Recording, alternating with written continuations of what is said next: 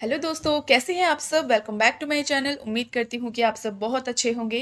दोस्तों, रोज़ की तरह आज भी मैं आपके लिए लेकर आई हूँ एक बहुत ही ज़रूरी जानकारी और बहुत ही स्पेशल और ख़ास वीडियो। तो चलिए बिना देरी किए फटाफट से वीडियो शुरू करते हैं। वीडियो ज़रा से भी पसंद आए तो रोज़ की तरह एक लाइक ज़रूर करिएगा। आज की वीडियो में हम जानेंगे कि हमारे जो घर में सर्दियों के टाइम पे ख़ास तौर पे जो भारी भरकम कंबल होते हैं, रज़ाइयाँ होती हैं, गद्दे होते हैं, जो कि कई बार ना इतने ज़्यादा पुराने हो जाते हैं, गंदे हो जाते हैं कि इनको धोना भी ज़रूरी होता है, लेकिन धो भी नहीं पाते क्योंकि ये इतने ज़्यादा भारी होते हैं और समझ में नहीं आता कि इनको धोया कैसे जाए। कई बार इनमें से ना बहुत बुरी सी स्मेल भी आने लगती है। तो आज मैं आपके साथ बहुत ज़रूरी ट्रिक शेयर करने वाली हूँ, जिससे आपकी, मेरी और सबकी प्रॉब्लम सॉल्व हो जाएगी। तो जैसे कि मेरे पास यहाँ पे ये बड़े-बड़े भारी-भारी ब्लैंकेट हैं। आपके पास अगर बड़ी-बड़ी, मोटी-मोटी रज़ाइयाँ भी है ना, तो उस पर भी आप ये ट्रिक ज़रूर यूज़ करिएगा और ये ट्रिक बहुत ही ज़्यादा कारगर है।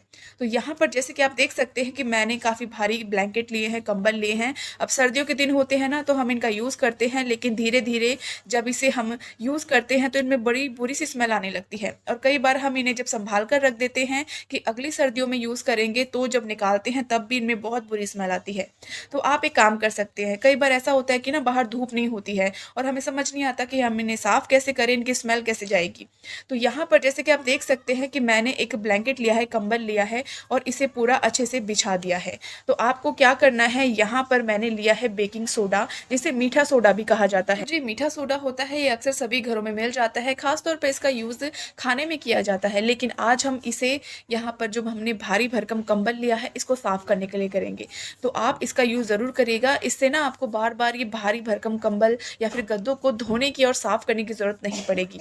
तो अगर आप इसे महीने में भी या 4-6 महीने में भी एक बार कर लेते हैं ना, तो आपके कंबल में से, आपके गद्दों में से जो बुरी स्मेल आती है ना, वो बिल्कुल गायब हो जाएगी। तो आप, हम क्या करेंगे यहाँ पे, जैसे कि आप देख सकते हैं कि मैंने यहाँ पे बेकिंग सोडा को अच्छी तरीके से फैला लिया है। हाथों की मदद से आप इसे, जितना बेकिंग सोडा हो, आप इसे पूरे कंबल पे, गद्दे पे अच्छे से फैला लीजिए।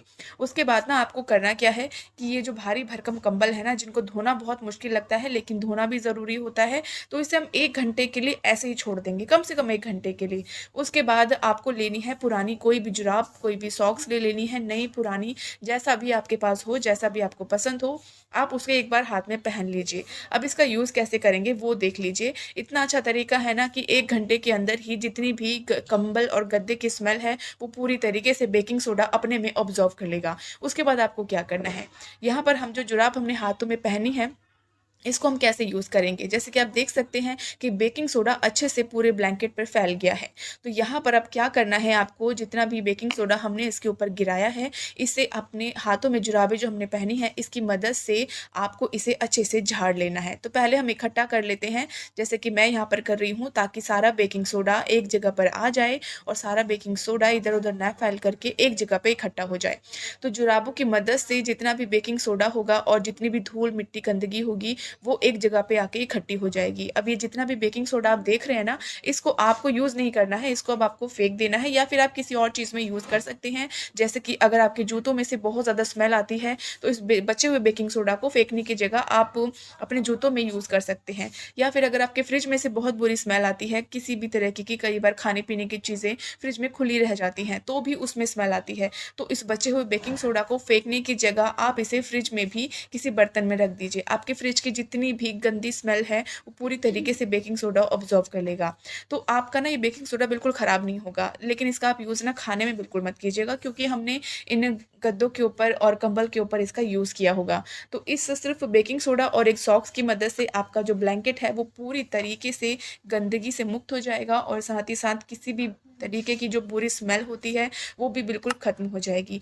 तो जैसे कि मैंने आपको दिखाया, उसी तरीके से आपको बाकी ब्लैंकेट, कंबल जो आपके पास हैं या गद्दे जो हैं बहुत ज़्यादा भारी भरकम हैं, अगर धूप बाहर नहीं आ रही है, तो इसी तरीके का यूज़ करके आप इन्हें अच्छी तरीके से, पूरी तरीके से साफ़ कर सकते हैं, पूरी स्मेल आप ख़त्म कर सकते हैं, सिर्फ़ बेकिंग सोडा की मदद से और साथ ही साथ एक जुराब की मदद से। चलिए बढ़ते हैं अगली ट्रिक की तरफ। दोस्तों, जीरे का यूज़ हर खाने में होता है और जब तक जीरा यूज़ ना हो तब तक खाने में ना स्वाद बिल्कुल भी नहीं आता।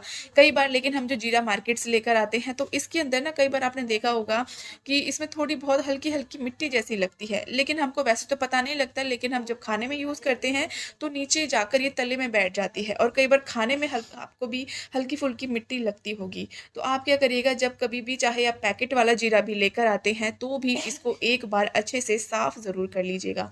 किसी भी बारीक छलनी से भी छान सकते हैं, वरना हाथों से भी, जैसे हम चावल साफ़ करते हैं बिल्कुल वैसे भी ये साफ़ हो जाता है।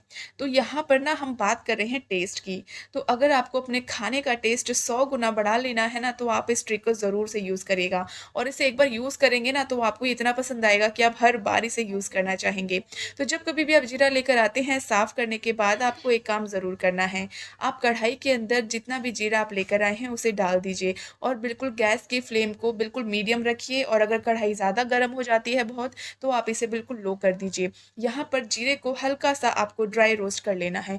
थोड़ा-सा भूनेंगे हम, बहुत ज़्यादा देर तक नहीं, इसका कलर चेंज नहीं होना चाहिए, बस इसमें एक हल्की-हल्की खुशबू आनी चाहिए, जो आपको खुद ब खुद कुछ सेकंड्स बाद ही महसूस होने लगेगी। जब इसमें से एक बहुत ही सौंधी-सौंधी खुशबू आने लगेगी, तो आपको समझ जाना है कि जीरा हमारा ड्राई रोस्ट हो चुका है और इसका कलर चेंज बिल्कुल भी नहीं होना चाहिए। तो हमें इसे ना भूनना नहीं है, जैसे कई बार हम रायते में डालते हैं ना जीरा भून के, तो वैसा यूज़ नहीं करना है, बस हल्का-सा इसको ड्राई रोस्ट करना है। जब बढ़िया से खुशबू इसमें आने लगेगी तो गैस की फ्लेम को बंद कर दीजिएगा, और कढ़ाई अभी बहुत ज़्यादा गर्म है तो किसी भी कपड़े का इस्तेमाल करेंगे और इसे किसी भी बर्तन में पलट लेंगे। उसके बाद इसे बस आप ठंडा होने दीजिए, फिर इसके बाद स्टोर कर दीजिए जैसे भी आपको पसंद हो, अपने किचन में, अपने फ्रिज में, जहाँ भी आप इसे रखते हैं। किसी भी तरीके की इसमें फफूंदी नहीं लगेगी, फंगस नहीं लगेगी, और ये जो ड्राई रोस्ट किया हुआ जीरा है ये बिल्कुल भी खराब नहीं होगा। आप इसे कितने भी महीनों तक यूज़ कर सकते हैं। आई होप कि आपको ट्रिक अच्छी लगी होगी। चलिए बढ़ते हैं अगली ट्रिक की तरफ। दोस्तों, हम सभी जानते हैं कि ब्लैक कपड़े ना दिखने में बहुत अच्छे लगते हैं। कोई भी इसे पहनता है तो उसका एक पर्सनैलिटी बहुत अच्छी लगती है दिखने में। लेकिन इन काले कपड़ों में ना एक प्रॉब्लम हमेशा आती है, चाहे स्वेटर ख़ास तौर पे हो या फिर ऊनी ट्राउज़र हमारे पास हों। ब्लैक कलर की इन चीज़ों में ना अक्सर आपने देखा होगा कई बार ना धागे, रेशे वगैरह कपड़ों के या कोई भी सफ़ेद चीज़ें ना अच्छे से इस पे लग जाती है और निकलती बिल्कुल भी नहीं है। जिसकी वजह से कई बार ये काले कपड़े ना बहुत ज़्यादा बेकार लगते हैं। ख़ास तौर पे जो ऊनी कपड़े होते हैं और अगर उनका रंग काला है तो वो सफ़ेद-सफ़ेद ना चीज़ें बड़ी बेकार सी लगती हैं और छूटती भी नहीं हैं। तो उसके लिए ना अगर आपके पास ये वाइट कलर की टेप है तो इसका यूज़ कर सकते हैं। अगर आपके पास वाइट कलर की टेप नहीं भी है ना, तो किसी भी रंग की टेप आपके पास होगी, उसका यूज़ कर लीजिए। तो यहाँ पर मेरे पास तो वाइट टेप है तो मैं इसका यूज़ करके आपको दिखा रही हूँ। आपको इसे कट करके हाथों में ऐसे लपेट लेना है, और जितना भी आपके कपड़े के ऊपर, स्वेटर के ऊपर या ब्लैक ट्राउज़र के ऊपर जितना भी ये रेशे वगैरह, धागे वगैरह वाइट या किसी भी कलर में लगे होते हैं ना, जो कपड़ों में जाके अच्छे से चिपक जाते हैं, इसको छुड़ा लीजिए। क्योंकि वाइट टेप या किसी भी टेप में जो ये गोंद होता है इन चीज़ों पे चिपक जाता है अच्छे से, और जितनी भी गंदगी इस पे लगी होती है, रेशे लगे होते हैं जो ब्लैक कपड़ों में साफ दिखते हैं, तो इनको आप छुड़ा सकते हैं। तो आप जैसे कि देख सकते हैं इस टेप पर भी जितने भी रेशे थे, गंदगी थी, वो अच्छे से ये ब्लैक कपड़ों से छूट गई है, क्योंकि इस टेप के ऊपर जितना भी गोंद था उस पर ये सारी चीज़ें चिपक गई हैं।